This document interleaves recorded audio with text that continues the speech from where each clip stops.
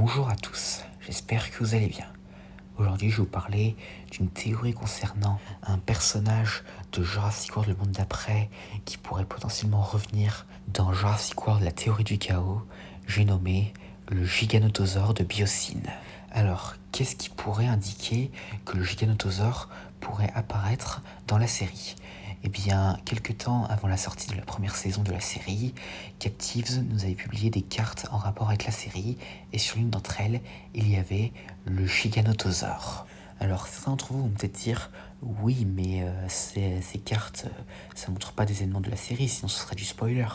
Eh bien, c'est vrai, mais en partie, car certaines choses qu'on peut voir sur ces cartes nous ont teasé des scènes qui ont eu lieu dans la série. Par exemple, l'affrontement entre T-Boss et Tiger dans l'épisode 3 de la saison 1, ou l'exemple le plus connu, le Suchomimus contre l'hippopotame, qui a eu lieu dans la saison 2. Mais en revanche, sur l'une de ces cartes, ils nous ont mis le Giganotosaure, et aussi d'ailleurs le Pyroraptor, et le Ceratosaure. Et qu'on ait aimé ces dinosaures ou pas, il faut quand même le reconnaître, ces derniers ont quand même quelque peu marqué le grand public. Mais comme on a pu le voir, ces trois dinosaures ne sont pas apparus dans la série, du moins à l'heure où je vous parle. Cependant, pourquoi les avoir mis sur ces deux cartes si ce n'est pour au final ne pas les faire apparaître ? Eh bien la raison est probablement pour teaser une future apparition.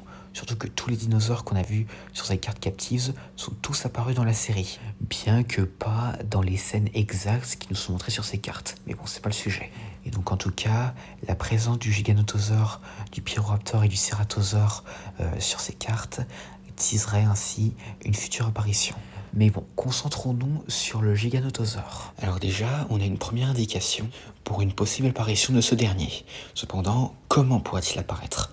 Alors déjà, vu qu'il a été créé par Biosyn, il est évident que s'il apparaît, ce sera dans la vallée Biosyn, dans les Dolomites en Italie. Parce que ce Giganotosaure a toujours vécu là-bas, et du moins de ce que l'on sait, il n'a jamais été hors des Dolomites au cours de sa vie. Donc si le Giganotosaure est amené à apparaître, les personnages principaux, que ce soit les campeurs ou Brooklyn et Soyuna Santos, devront aller à la vallée Biosyn. Donc, par exemple, on peut imaginer que Brooklyn et Soyuna Santos se rendront dans les Dolomites parce que, comme Santos l'a dit à la fin de la deuxième saison, elle allait lancer son partenariat avec Biosyn. Donc du coup, il est possible qu'elle aille rencontrer Lewis Dodson là-bas. Et donc ainsi, Brooklyn et Santos passeraient quelques temps dans les Dolomites, et au cours de ce temps passé là-bas, ils croiseraient peut-être le Giganotosaure.